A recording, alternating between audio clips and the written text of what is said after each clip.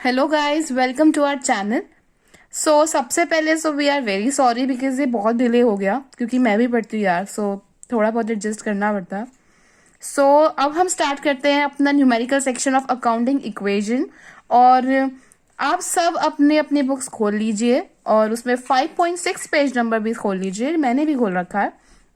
और उसमें हम पहले स्टार्ट करेंगे विद इलिस्ट्रेशन 2। आई होप आप सभी ने ये खोल रखा है। हम ये स्टार्ट करते हैं। आप सबको ये इक्वेशन तो याद ही होगी जो हमने पढ़ी थी, that is assets is equal to capital plus liabilities. अब इसी के बेस पे हमारे सारे क्वेश्चंस वर्क करेंगे। सबसे पहले हम इलिस्ट्रेशन स्टार्ट करेंगे विद इलिस्ट्रेशन सेकेंड। अगर आपने अपनी बुक खोल रखी है तो पहला पॉइंट है स्टार्टेड बिजनेस विद कैश ₹70,000। अब जब एक बिजनेसमैन ने स्टार्ट करा है एक बिजनेस विद इन्वेस्टमेंट ऑफ ₹70,000, तो हमें पता है कि बिजनेस के अंदर कैश तो आया है और कैश है बिजनेस की एसेट क्योंकि वो बिजनेस का है। तो हम एसेट्स में हेडिंग डालेंगे कैश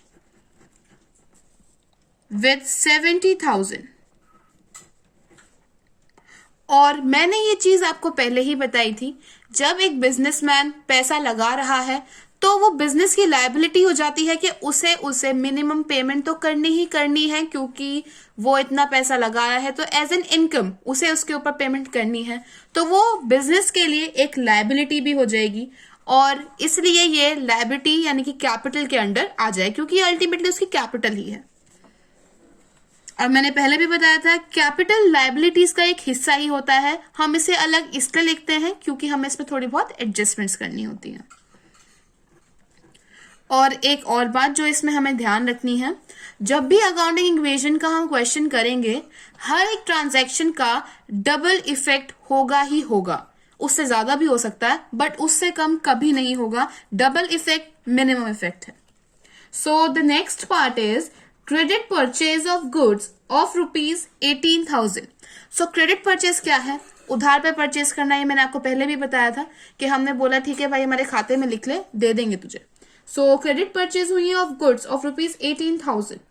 तो गुड्स की जो हम परचेज करेंगे इसको हम एज अ स्टॉक ट्रीट करेंगे। जो हमने गुड्स खरीदे हैं, गुड्स होते हैं जो हमारे बिजनेस की प्रिंसिपल चीज है जिसपे हम बिजनेस कर रहे हैं। फॉर एग्जाम्पल मेरा फर्नीचर का बिजनेस है, मेरा एक फर्नीचर का बिजनेस है, तो मैं गुड्स क्या लूंगी? मेरा गुड्स होगा वुड, या जो भी चीज मेरे उस चीज को बनाने में काम आएगी वो मेरा गुड होगा। और इसी चीज को हम लेंगे इसमें एज अ स्टॉक क्योंकि हम ये मान के चल रहे हैं कि हम उसका एक स्टॉक इकट्ठा कर रहे हैं, उसे बढ़ा के रख रहे हैं कि हाँ जब हम उसे मैन्युफैक्चरिंग में लेंगे तब उसे निकाल लेंगे। तो स्टॉक होता है एक तरीके से किसी चीज को इकट्ठा कर लेना। तो इसमें हम प्लस कर देंगे स्टॉक। यहाँ पे सब प्लस में ही चलेगा क्योंकि एसेट्स का टोटल होना है। एंड में आपको क्वेश्चन समझ आ जाएगा पूरा कि किस तरीके से होना है। ये फर्स्ट क्वेश्चन है तो थोड़ा सा आपको इसमें थोड़ा मे बी डिफिकल्ट लग रहा हो क्योंकि पहली ही चीज है। स्टॉक हमने लिया है विद ₹18,000। और मेन चीज इज दैट जब हमने इसका स्टॉक लिया है, स्टॉक उधार पे लिया है, तो हमारे क्रेडिटर्स हो जाएंगे जिसे हमें एंड में पेमेंट करनी पड़ेगी। हम अपने लायबिलिटी सेक्शन में एक नया कॉलम बना देंगे ऑफ क्रेडिटर्स।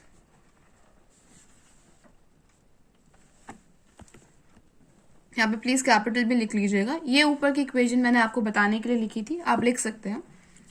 क्रेडिटर्स इसमें ऐड हो गए हैं ऑफ ₹18,000। अब 18,000 के इसमें ऐड हो चुके हैं। Now the second equation will be, I am so sorry for this, जब आप इसको ऐड करेंगे ना तो आपको सेकेंड वाला नीचे लिखना पड़ेगा। I am so sorry. when you will write the second point you have to write it below this, like आपने ये लिख लिया उसके बाद आप नीचे लिखेंगे। I'm so sorry for this, I couldn't realize this at that time. Yeah, और now we will do the total. What is our ultimate equation? Ultimate equation हमारी हो जाएगी 70,000 plus 18,000 is equals to 70,000 plus 18,000. सो अब आप एक चीज भी देख रहे होंगे कि दोनों साइड्स का टोटल सेम है और ये हमेशा सेम ही रहेगा और सेम ही होना चाहिए। अगर सेम नहीं आ रहा है इट मीन्स कि कोई क्वेश्चन में गलती हुई है, वो रेक्टिफाई करना जरूरी है। Now the third is the payment made to the creditors in full settlement of ₹17,500। Now what is this full settlement? Full settlement का मतलब होता है एज ए डिस्काउंट। लाइक अगर मैंने 18,000 का सामान खरीदा था और फुल सेटलमेंट में पेमेंट हो रही है ऑफ 17,500, दैट मीन्स के 500 का डिस्काउंट है हमारे पास। वो 500 हमें पे ही नहीं करने हैं, तो we will treat it as a discount. So it is payment to the creditors of 17,500। तो जब पेमेंट करेंगे तो बिजनेस में से कैश बाहर जाएगा। सो लेस कर देंगे 17,500 एंड 18,000 के क्रेडिटर्स पूरे ही चले जाएंगे क्योंकि पेमेंट तो करनी ही नहीं है उन क्रेडिटर्स को। तो 18,000 क्रेडिटर्स पूरे ही खत्म हो चुके हैं हमारे। सो इधर less 18,000। Now the 500 which is remaining we will treat it as a profit. और प्रॉफिट हम किसको पे करते हैं? प्रॉफिट हम अल्टीमेटली पे करते हैं हमारे बिजनेसमैन को। दैट इज उसकी कैपिटल में हम उसे ऐड कर देंगे। Now we will do the again new equation we will be there. We will be calculating it.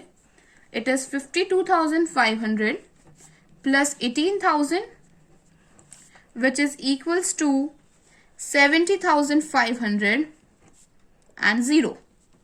अगर आप अब भी टोटल करेंगे तो इधर का टोटल 70,500 ही आएगा।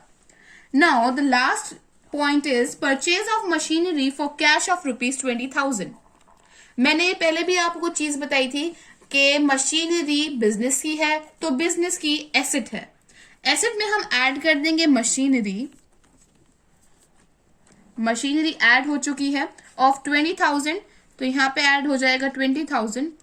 एंड हमने कैश में परचेज करी है, तो कैश में जब परचेज करी है तो मशीन आई और उतना ही कैश गया, so minus with the cash 20,000।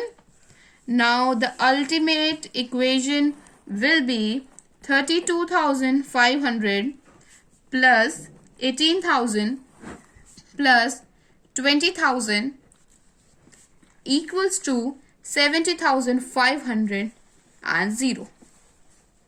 So ये क्वेश्चन यहाँ कंप्लीट होता है, बट मैं आपको इसको एज इफ आगे भी लेके जा रही हूँ क्योंकि बहुत सारे क्वेश्चंस ऐसे मिलेंगे जिसमें वो बोलेंगे कि please draw the balance sheet, तो आपको बैलेंस शीट भी ड्रॉ करनी पड़ेगी। अब बैलेंस शीट क्या होती है?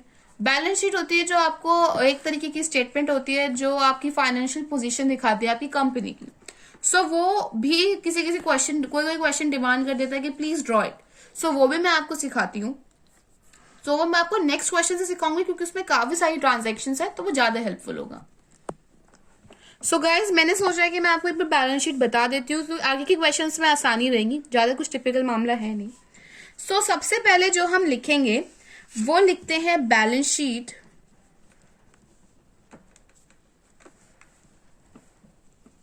जिसकी भी आप बना रहे हैं ऑफ XYZ एज ऑन या as at whatever the date is.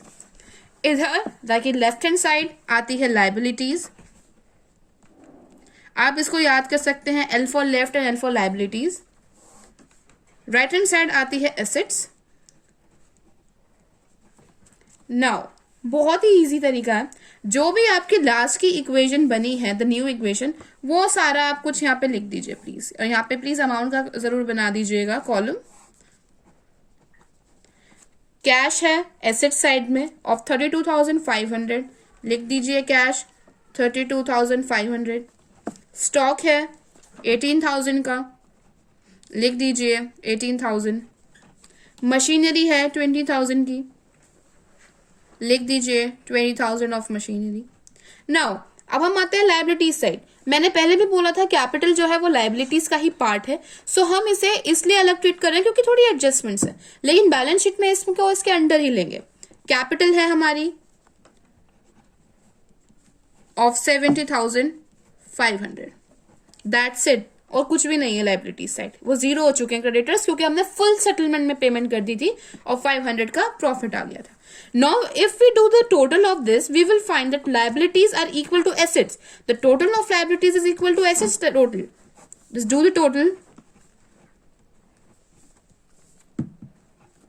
This is 70,500. This is 70,500. I hope this is clear. और ऐसे ही हर एक क्वेश्चन का बैलेंस शीट बनेगा. सो ये बहुत इजी है, बहुत कम क्वेश्चंस डिमांड करते हैं बट करते हैं, इसलिए मैंने आपको बता दिया. अब नेक्स्ट क्वेश्चन करेंगे हम नेक्स्ट वीडियो में. अगर आपको ये पसंद आया तो आप प्लीज लाइक कीजिए और सब्सक्राइब कीजिए, और कोई भी क्वेरी हो तो प्लीज आप ड्रॉप कर सकते हैं अपनी query in the comment section. And thank you, see you in the next video.